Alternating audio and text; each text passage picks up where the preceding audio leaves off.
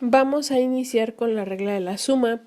Para calcular la probabilidad de que ocurra el suceso A o el suceso B, primero debemos de obtener el número total de maneras en que puede ocurrir A y el número de maneras en que puede ocurrir B, pero calculamos ese total sin contar cada resultado más de una vez, es decir, no se pueden duplicar. A este tipo de sucesos se les llama sucesos dependientes, vamos a ver más adelante por qué. Un suceso compuesto es cualquier suceso que combine dos o más sucesos simples, es decir, que tengan elementos o resultados en común. La notación de la regla de la suma es muy simple. Tenemos probabilidad de A o B, que esto quiere decir probabilidad de A unión con B, es igual a la probabilidad en un solo ensayo ocurre el suceso A u ocurre el suceso B o inclusive ambos pueden ocurrir.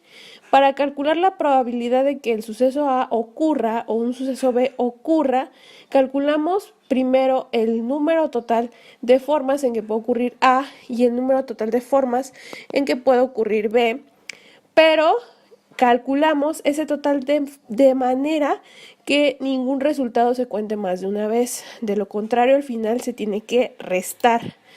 Y tenemos que la notación final de esta regla es probabilidad de A o B o probabilidad de A unión con B es igual a probabilidad de A más probabilidad de B, y si se han contado elementos dobles hay que restarle la probabilidad de A y B o la probabilidad de A intersección con B, es decir, los elementos que se puedan que tengan en común y que se hayan contado.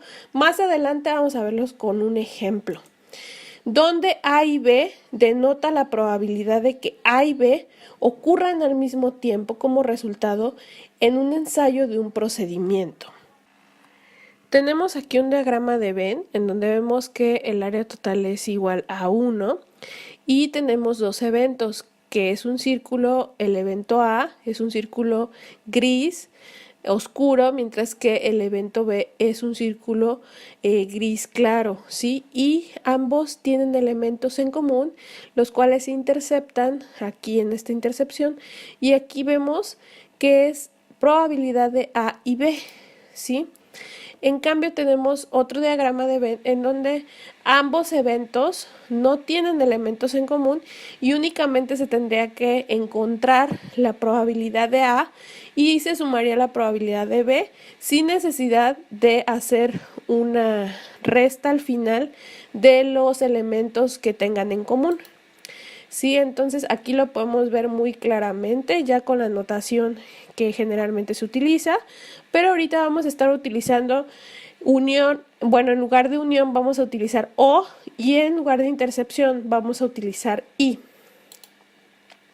Un modo de formalizar la regla consiste en combinar el número de formas en que un suceso A puede ocurrir con el número de formas en que un suceso B puede ocurrir, y si hay algún traslape se debe compensar restando el número que se contaron más de dos veces, como se hace en la siguiente regla. Y vemos aquí un ejemplo general, ¿sí?, de esta regla en donde tenemos el experimento de Mendel, en donde hizo su experimento genético de cruzas entre chícharos. Vamos a contestar la siguiente interrogativa que dice: ¿cuál es la probabilidad que al seleccionar un chícharo al azar con una vaina verde o una flor morada? Sí, vamos a encontrar la probabilidad de seleccionar un chícharo al azar con una vaina verde o una flor morada. Ustedes aquí se pueden dar cuenta que hay una serie de chícharos en donde unos tienen la vaina verde, otros tienen la vaina amarilla y que a su vez tienen flor morada o flor blanca, ambos tipos de chícharos. Entonces, lo que tenemos que hacer es encontrar primero la probabilidad de que tenga vaina verde o flor morada. Entonces, los que tienen vaina verde o flor morada, pues son los que tenemos acá arriba, que son 2, 4, 6, son 8 chícharos con vaina verde, y sin embargo con flor morada de esos 8 chícharos solamente hay 5. Sin embargo, se cuentan todos, ¿sí? Porque aquí nos está especificando que tienen que ser con vaina verde. Y aquí abajo tenemos flores moradas, aunque no tengamos vainas verdes, que sean vainas amarillas, pero también queremos la probabilidad de que sea flor morada. Entonces aquí nos quedaría probabilidad de vaina verde o flor morada es igual a la probabilidad de que tenga únicamente vaina verde más la probabilidad de que tenga flor morada. De un inicio aquí no vamos a contar los que no tengan estas características, que son estos dos que nos sobran aquí, que tienen vaina amarilla y flor blanca. Esos dos no nos interesan. Por lo que 8 son de vaina verde, de un total de 14, y de flor morada son únicamente 4 que tenemos aquí, de un total de 14. Ya no estamos contando los de arriba, sí, los que tenemos acá arriba, que serían otros 5, porque estaríamos duplicando, ¿sí? Porque ya los contamos aquí en esta parte de la probabilidad de vaina verde. Por lo que nos daría un total de 6 séptimos. Esa sería nuestra probabilidad. O, en su defecto, podríamos contar los 8 de acá arriba más los 4 de acá abajo y nos daría 12 de 14, lo que es igual a 6 séptimos. Bien, tenemos otro ejemplo. De una baraja ordinaria de 52 cartas, se extraen al azar una carta, nada más.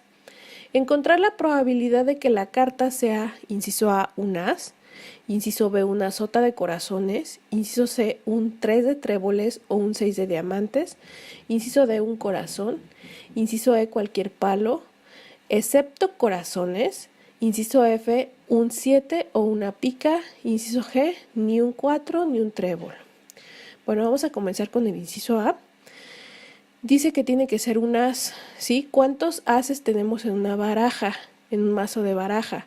Pues bueno, en este tipo de barajas tenemos 4 ases, que es el de tréboles, el de corazones, el de picas y el de diamantes. ¿Cuántas cartas tenemos en total? Pues 52. Probabilidad de sacar un as de diamantes, de tréboles, perdón, sería un 52avo, al igual que un as de corazón, al igual que un as de picas o un as de diamantes. Todos estos eventos sumados van a ser el total de un tercio. Esa es la probabilidad de encontrar un as a la hora de extraer una carta. Inciso B, una sota de corazones. Una sota de corazones está compuesta, es la carta número 11. ¿Cuál es la carta número 11? Pues la J o la J. Entonces, probabilidad de que salga la J sería un 52avo. Por otro lado, el inciso C nos dice que debemos de obtener en la primera extracción, bueno, en una extracción, un 3 de tréboles o un 6 de diamantes. Entonces, tenemos que sumar las probabilidades. Probabilidad de obtener un 3 de tréboles o un 6 de diamantes, pues tenemos una probabilidad de obtener un 3 de tréboles, un 52avo, más la probabilidad de obtener un 6 de diamantes, un 52avo. Y el total nos da un 26avo. Esa es la probabilidad. Luego el inciso D, probabilidad de obtener un corazón. Pues bueno, aquí la probabilidad de obtener un corazón, ¿cuántas cartas con corazones tenemos? Pues tenemos desde el as hasta el rey, ¿no? Y del as hasta el rey pues tenemos 13 cartas. Entonces sumamos 13 veces un 52avo y nos va a dar 13 52avos. Esa es la probabilidad de obtener un corazón, ¿ok? En un mazo de cartas. El siguiente inciso dice probabilidad de obtener cualquier palo excepto corazones.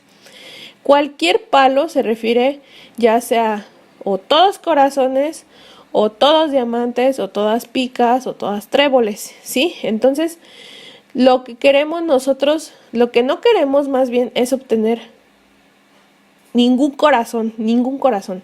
Se podría decir que esto que tuvimos aquí en el inciso D es un palo, ¿sí? Total, de corazones.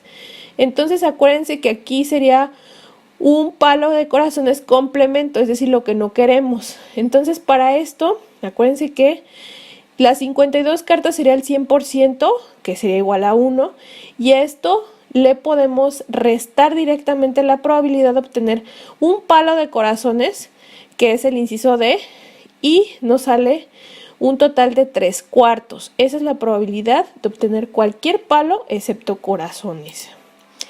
Por otro lado, en el inciso F nos pide un 7 o una pica, cualquiera de las dos. Entonces tenemos el número 7 en corazones, en picas, en tréboles, en diamantes, pero también tenemos que dice una pica. Entonces, ¿cuántas picas tenemos en total?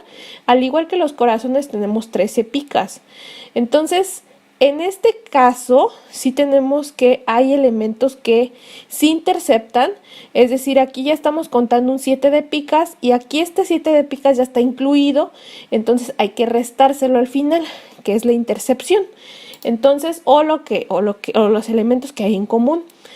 Entonces, para obtener, digamos, un 7 en cualquiera de estas presentaciones, sería lo mismo de aquí arriba, del inciso A, sería 1/3, más la probabilidad de obtener un palo, digámoslo así, de picas, que sería 1/4, que será lo mismo que hicimos aquí en el inciso D, y a su vez le restamos pues el elemento que estamos contando doble, que sería el 7 de picas, y sería menos un 52avo, y eso nos daría 4/13.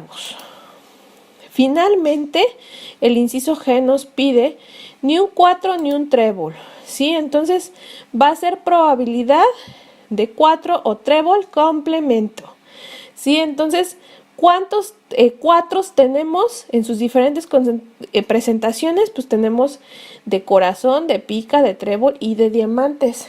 Y a su vez, pues tenemos un palo de tréboles, pero ya estamos contando de igual forma como aquí lo hicimos, estamos contando doblemente el 4 de tréboles, por lo que tenemos que restarlo. Entonces aquí únicamente vamos a calcular la probabilidad de que salga un 4 en estas presentaciones, en cualquiera de sus cartas, y un palo de tréboles, ¿sí? Y a su vez le estamos restando el elemento que se cuenta doble, y eso nos da un total de 4/13. Acuérdense que un mazo es el 100% y o 1, y a este 1 le vamos a restar el 4/13 que calculamos acá arriba, porque es un complemento, o es lo que no queremos que nos salga, y el resultado es de 9/13. Por otro lado, tenemos otro ejemplo de una caja que contiene 6 bolas rojas, 4 blancas, 5 azules, y se extraen al azar una bola. Determinar la probabilidad de que sea inciso A roja, inciso B blanca, inciso C azul, inciso D no roja, inciso E blanca o roja.